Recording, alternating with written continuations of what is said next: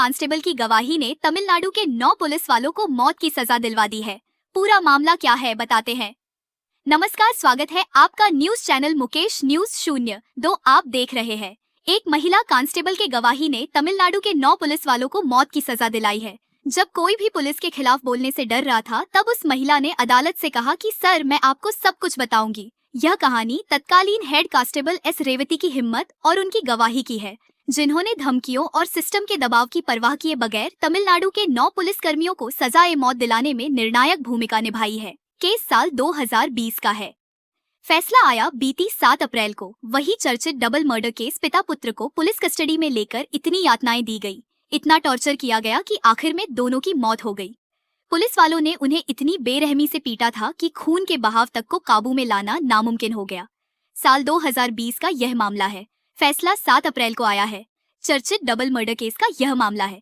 Police custody में पिता पुत्र को लेकर प्रताड़ित किया गया था। टॉर्चर इतना ज्यादा किया गया था कि दोनों की आखिर में मौत हो गई थी। पुलिस वालों ने उन्हें इतनी बेरहमी से पीटा था कि खून के बहाव को भी काबू में पाना मुश्किल हो गया था। अब इस मामले में 9 पुलिस वाले जो कि तमिलनाडु के हैं, दोषी ठहराए गए हैं और उन्हें मौत की सजा दी गई है। लेकिन यह केस अपने मुकाम तक नहीं पहुंच पाता अगर पुलिस की जूनियर ऑफिशियल एस रेवती हिम्मत नहीं दिखाती। रेवती उस वक्त ततुकुड़ी जिले के सताकुलम पुलिस स्टेशन में ड्यूटी पर थी जब पुलिसकर्मियों ने पी जयराज और उनके बेटे जे बेनिक्स पर बर्बरता की हदें पार कर दी। दोनों को साल 2020 में कोविड लॉकडाउन के नियम तोड़ने का हवाला देकर हिरासत में लिया गया। हालांकि सीबीआई जांच में पता चला कि जयराज और बेनिक्स ने ऐसे कोई नियम तोड़े ही नहीं थे। यह लड़ाई तो असल में पुलिस की अकड़ और गुरूर की थी। लेकिन पुलिसकर्मियों में से ही एक हेड कांस्टेबल रेवती इस केस में अप्रूवर बन गई, यानी वो सरकारी गवाह जो आरोपी अंदरूनी व्यक्ति होते हैं, लेकिन न्याय के लिए कोर्ट में अन्य आरोपियों के खिलाफ गवाही देते हैं। इसके बाद रेवती ने मजिस्ट्रेट के सामने पूरी घटना पर अपना बयान दर्ज कराया। वह भी तब जब उन्हें अपनी खुद की सुरक्षा, अपने परिवार की सेफ्टी या अपनी नौकरी को लेकर कोई भरोसा भी नहीं था, क्योंकि केस के आरोपी उनसे सीनियर और प्रभावशाली पुलिस अधिकारी थे, जबकि रेवती एक जूनियर कांस्टेबल थी।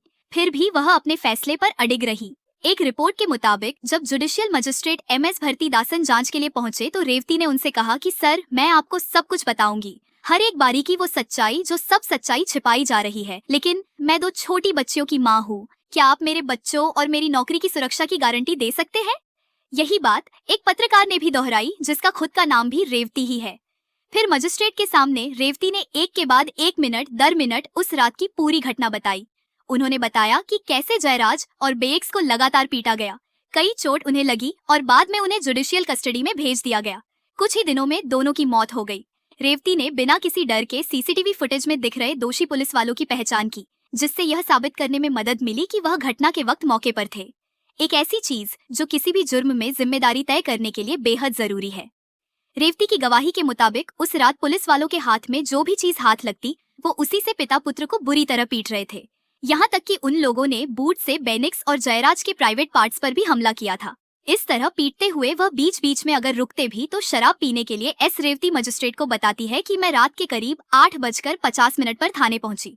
उस समय अंदर से किसी के चिल्लाने और रोने की आवाज आ रही थी। वो कह रहा था कि अम्मा, दर्द हो रहा है, मुझे छोड़ दो, प्लीज जाने दो। इसी बीच हल्की आवाज में सब इंस्पेक्टर बालकृष्णन की आवाज सुनाई दे रही थी। वह चिल्ला रहे थे कि तुम्हारी हिम्मत कैसे हुई थाने में हंगामा करने की, क्या खुद को कोई बड़ा आदमी समझते हो? इसके बाद रेवती ने जो बताया वो सुनकर रूह कांप जाती है। रेवती ने कहा कि जब मैं पहुंची तब वो लोग उसे बुरी तरह पीट रहे थे। उसका शरीर खून से लथपथ था। कुछ देर बाद जब पिटाई खत्म हुई, बंद हुई, तो इंस्पेक्टर ने उसी घायल शख्स से फर्श पर गिरे उसके खुद के खून को साफ करवाया। जब यह दोनों शख्स जयराज और बेक्स इस पुलिस टॉर्चर को सहते सहते बेहोश हो गए, तब रेवती ने जयराज से पूछा कि क्या उन्हें कुछ चाहिए। उन्होंने कॉफी देने की कोशिश भी की, लेकिन दोषी पुलिस वालों ने तुरंत उस कॉफी को छीनकर फेंक दिया। रेवती बताती है कि एक वक्त ऐसा भी आया जब बेनिक्स और जयराज के पूरे कपड़े तक उतार दिए गए थे। इसके बाद इसी हालत में उनके साथ उनके हाथ बांध दिए गए थे। जैसे ही पुलिस वालों ने किया, वो रेवती कमरे से बाहर चली गई। बर्बरता का यह नजारा वो नहीं देख पा रही थी, लेकिन यहाँ तक उन्होंने जो कुछ भी देखा उन्होंने मजिस्ट्रेट के सामने बताया। रेवती ने बताया कि उन्हें डराया धमकाया गया था। माहौल इतना तनावपूर्ण था कि मजिस्ट्रेट को उनका बयान दर्ज करने के लिए इंक्वायरी रूम के बाहर गार्ड भी तैनात करना पड़ा था। फिर भी थाने के बाहर पुलिस के लोग इकट्ठा हो गए, तरह तरह के कमेंट कर रहे थे और इस प्रक्रिया को रोकने या बिगाड़ने की कोशिश की जा रही थी। डर का माहौल इतना ज्यादा बढ़ गया था कि रेवती शुरू में अपने बयान पर साइन करने में भी घबराने लगी। इसके लिए उन्हें सुरक्षा का यकीन दिलाना पड़ा और इसे लेकर जस्टिस भारतीदासन अपनी जांच रिपोर्ट में लिखते हैं कि लंबे समय तक समझाने और सुरक्षा का भरोसा दिए जाने के बाद ही उन्होंने अपने बयान पर साइन किया, क्योंकि माहौल अनुकूल नहीं था। पूरा थाना परिसर पुलिस से घिरा था। वह मोबाइल में सब कुछ रिकॉर्ड कर रहे थे। पुलिसकर्मी कोर्ट के स्टाफ को भी धमका रहे थे और डराने की कोशिश भी कर रहे थे। पुलिसकर्मियों की इतनी धमकियों के बावजूद रेवती ने सच्चाई का रास्ता चुना और यह मामूली कदम नहीं था। शुरुआत रेवती की गवाही को काफी सपोर्ट मिला, लेकिन वह खुद काफी डरी थी। 2020 में द न्यूज मिनट से बात करते उन्होंने कहा था कि मैं बिल्कुल नहीं चाहती कि मुझे मेरे सीनियर अधिकारी प्रताड़ित करें। इसके बाद मद्रास हाईकोर्ट के आदेश पर जिला प्रशासन ने उन्हें प्रोटेक्शन दिया। रेवती और उनके पति की सुरक्षा के लिए कुछ पुलिस कांस्टेबल भी तैनात किए गए थे और 2020 की एक सुनवाई के दौरान मद्रास हाईकोर्ट के डिवीजन बेंच ने उन्हें फोन पर कॉल किया और कुछ मिनट तक बात की। तभी उन्होंने रेवती को सुरक्षा का भरोसा दिलाया था। यही सुरक्षा और भरोसा आज एक क्रूशियल केस में इतने अहम साबित हुए और पुलिसकर्मियों को कस्टोडियल डेथ केस में सजा मौत दी। इसी के साथ मिलते हैं नेक्स्ट वीडियो में। तब तक के लिए जय हिंद, वंदे मातरम। Thanks watching.